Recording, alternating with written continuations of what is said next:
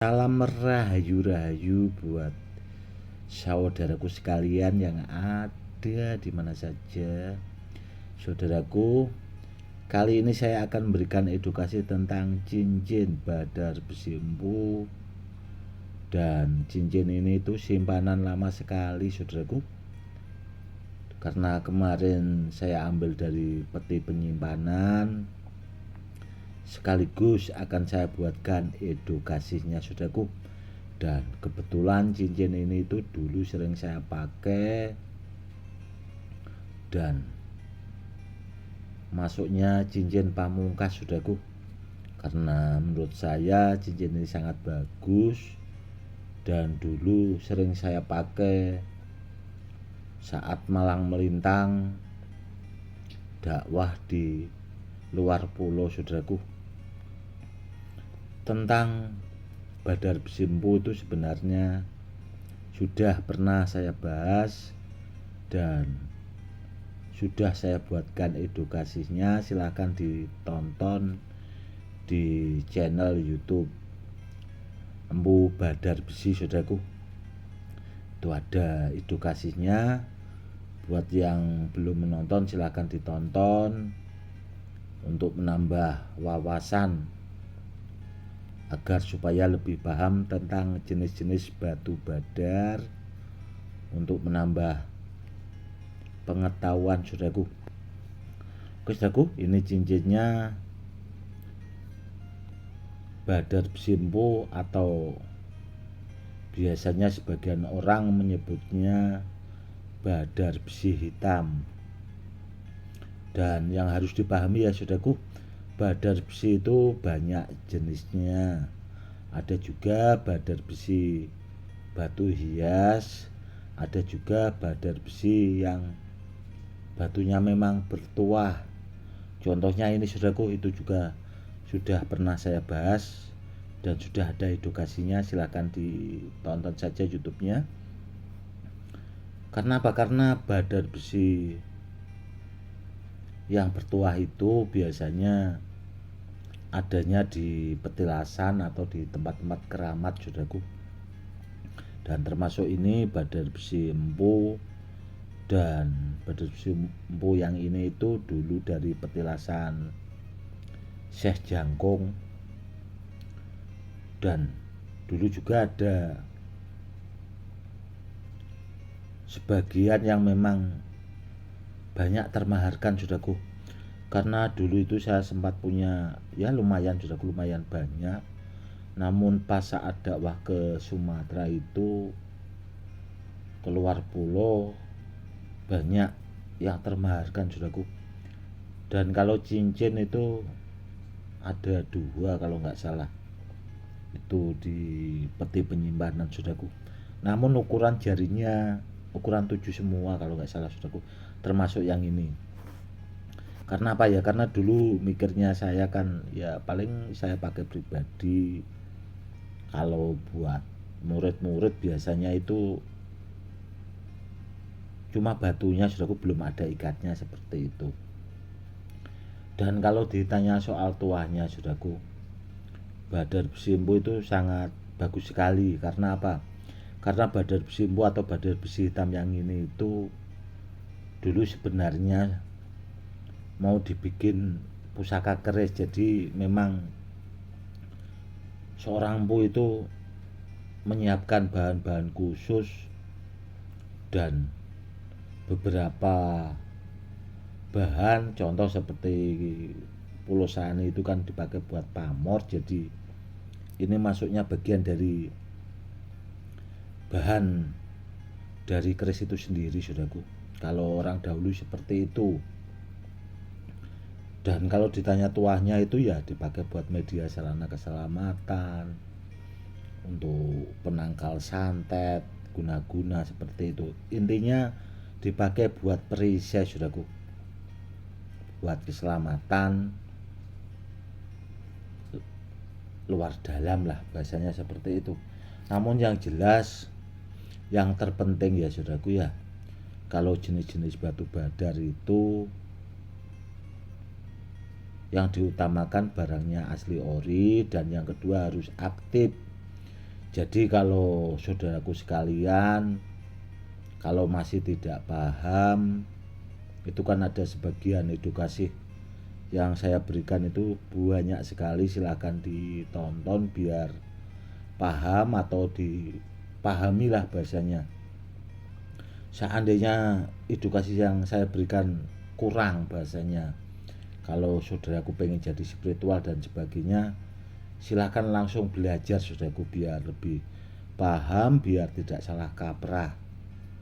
Karena apa ya, sebagian memang itu tidak bisa saya ungkap secara seperti di video ini saudaraku. Memang ada sebagian itu yang bahasanya kalau kepengen belajar itu ya harus langsung lah bahasanya, seperti itu.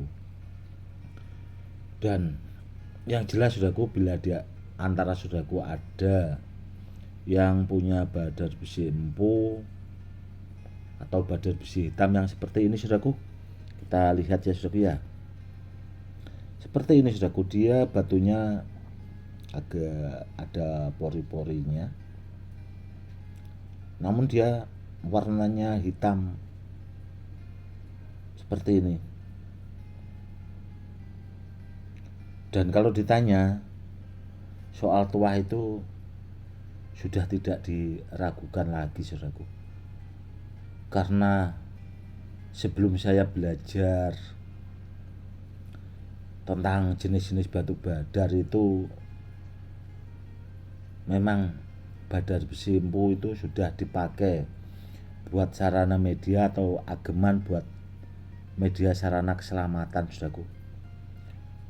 Dan dulu saya minat belajar jenis-jenis batu badar itu, awalnya itu saya melihat badar besi empu seperti ini saudaraku. Jadi rasa penasaran, kepengen tahu, dan akhirnya saya pelajari itu bertahun-tahun dari guru-guru saya, dari orang ke orang.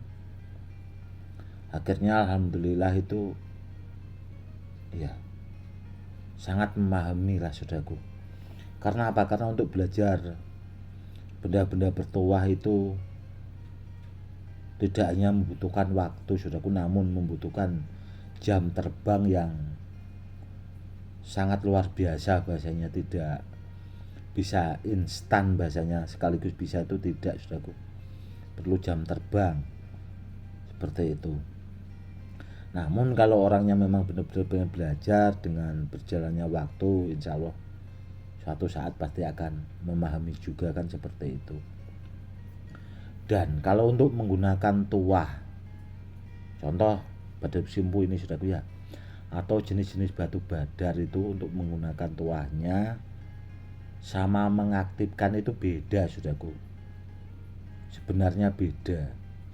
Itu yang harus dipahami, ya harus belajar. Karena yang paling susah itu di dunia spiritual saudaraku, itu cara mengaktifkan benda-benda bertuah. Kenapa kok susah? Cari gurunya aja itu susah saudaraku.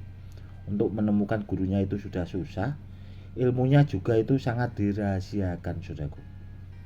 Hanya orang-orang tertentu, dan yang jelas kalau kepengen berguru seperti itu, ilmu-ilmu seperti itu pasti pakai mahar saudaraku. Karena itu tadi ilmunya pokoknya sangat dirahasiakan lah bahasanya, dan tidak sembarang orang diajarkan. Dan kalau ditanya maharnya memang lumayan saudaraku. Kalau di saya bilangkan mungkin saudaraku, kok segitu mahalnya kan, seperti itu.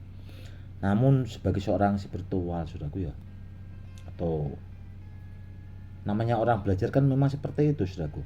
Ibaratnya kita kalau kuliah juga mahal, kalau kepengen nggak mahal ya nggak usah belajar kan, seperti itu. Karena ilmu yang seperti itu tidak sembarang orang saudaraku. Itu yang harus dipahami. Dan pernah saya buatkan edukasinya, cara menggunakan tuah dari muntah besi itu kan rendaman minyak kelapa hijau sama minyak hajar aswad kalau nggak salah waktu itu jenis muntah besi saudaraku. Itu sebenarnya tidak mengaktifkan, namun untuk menggunakan tuahnya biar mau, saudaraku. Biar mau. Bahasanya itu ya biar tuahnya itu mau gitu loh. Karena apa? Karena ilmu untuk mengaktifkan itu caranya beda lagi, saudaraku. Dan ya itu tadi sudah saya bilang. Kenapa ilmu itu kok tidak sembarang orang diajarkan? Yang jelas yang dipastikan itu takut disalahgunakan, saudaraku. Karena itu. Dan itu tadi, saudaraku, ya. Cara menggunakan tuahnya sama mengaktifkan itu yang jelas beda. Bahasanya, cara menggunakan itu bahasanya itu tingkatannya masih biasa lah. Namun kalau cara mengaktifkan itu sudah beda lagi, saudaraku. Karena kalau kita punya kemampuan atau punya memiliki ilmu itu barang yang sudah bawaan dari alamnya itu bisa dikosongkan, saudaraku. Seperti itu. Jadi ya takutnya disalahgunakan itu tadi. Dia bisa dibuat mendatangkan tuahnya, bisa juga buat menghilangkan meskipun jarak jauh atau menyeberang lautan. Itu yang dikhawatirkan, makanya apa ya, saya tidak begitu membahas. Kalau saudaraku pengen mengaktifkan benda bertuah, silakan pakai minyak pengaktif kodam atau minyak pengisi kodam, saudaraku. Itu yang lebih praktis biasanya, biar tidak ribet. Karena apa? Karena kalau belajar ilmunya juga kita harus puasa, harus zikir. Pokoknya bahasanya membutuhkan waktu lah. Kalau kepengen cari yang praktik, simple, ya pakai minyak itu. Seperti itu, saudaraku. Oke, saudaraku, itu tadi ya, saudaraku, ya. Badar Besimpu itu sudah banyak terbukti kalau ditanya soal keampuhannya. Tuahnya juga sangat multifungsi, sangat bagus sekali. Memang banyak jenis-jenis batu badar itu punya tuah kelebihan masing-masing, saudaraku. Dan tergantung kualitas barangnya juga sih. Kalau barangnya bagus ya hasilnya bagus. Kalau barangnya bawaan tuahnya kurang bagus ya di situ-situ aja. Sebenarnya ya itu tadi, kita harus memahami benda bertuahnya juga, kita harus mampu mendeteksi bendanya juga, saudaraku. Oke, saudaraku, mungkin cukup sekian dulu edukasinya kali ini, semoga lebih bermanfaat buat saudara-saudara kita yang awam supaya lebih paham. Cukup sekian dulu. Salam rahayu, salam hormat, saya Gus Edi.